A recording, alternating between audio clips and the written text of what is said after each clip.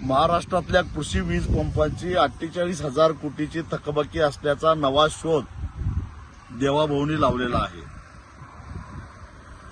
हा एक मोठा घोटाळा आहे. याचं कारण गेली अनेक वर्ष महाराष्ट्राचं ऊर्जा खातं आणि त्या ऊर्जा खात्याच्या अंतर्गत येणारे महापारेषण असेल, महाजनको असेल, महानिर्मिती असेल, या सगळ्या कंपन्या त्यांच्याच नेतृत्वाखाली काम करताना दिसत आहेत. आणि ही जी थकबाकी आहे, ही थकबाकी म्हणजे इतर क्षेत्रामध्ये जी काय विजेची चोरी होते त्या वीज चोरीचा हिशेब लागत नाही, शेतकऱ्याच्या नावावर टाका, अशा पद्धतीचा हा सगळा हिशोब आहे. कारण शेतकऱ्याला हॉर्स पॉवरवर म्हणजे अंदाजानं वीज दिली जाते.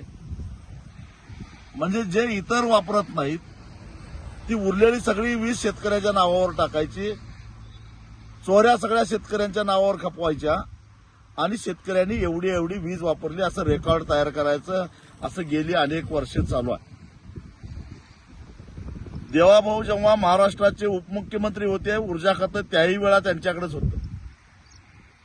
मी एकदा त्यांना भेटलेलो होतो आणि त्यांना विनंती केली की आमचे शेतकऱ्यांची काही थोडीफार त्यावेळी दुष्काळ सदृश परिस्थिती होती, थोड्याफार थकबाकी राहिल्या आहेत, विशेषतः मराठवाड्यातल्या आणि विदर्भातल्या.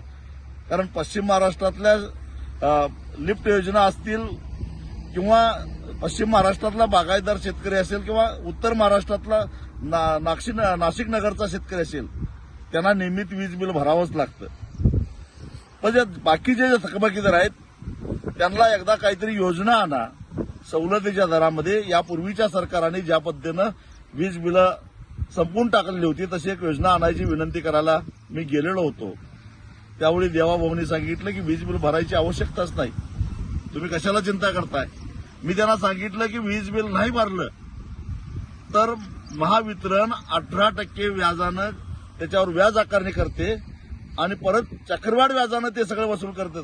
कारण हे 48,000 कोटी रुपये दाखवले आहेत, हे व्याजावर व्याज, व्याजावर व्याज, व्याजावर व्याज असं करत करत हे 48,000 कोटी झाले आहेत. आणि तेही शेतकऱ्यांनी न वापरले, अत्यंत अल्प. तसं जर का इमानदारीनं हिशेब केला असता तर ही थकबाकी केवळ 7,000 ते 8,000 कोटी रुपये झाली असती. म्हणजे अन्य भागामध्ये झालेल्या चोऱ्यांचा 18% म्हणजे आज सावकार सुद्धा एवढा व्याज आकारणी करत नाही, त्या व्याजाची आकारणी करायचं आणि आता म्हणायचं की शेतकऱ्यांची आम्ही पाटी कोरी करावत आहोत. मुळामध्ये शेतकऱ्याच्या पाठीवर तुमच्या घाणेरड्या कडून तुम्हीच लिहिलेला आहे, तुम्हीच घाण केलेली आहे. आणि त्यामुळं शेतकऱ्याची पाटी स्वच्छ करून द्यायची जबाबदारी तुमची आहेच, पण नाव शेतकऱ्यावर घालू नका.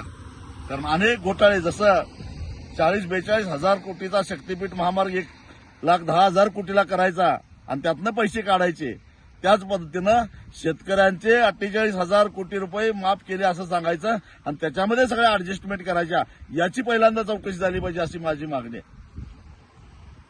2 वर्ष झालं सरकारनं 7.5 HP पर्यंतची वीज मोफत केलेली आहे आणि ही जी थकबाकी देवाभाऊ म्हणतात ते त्याच्या आधीची व्याजावर व्याज, व्याजावर व्याज, व्याजावर वाढत चाललेली.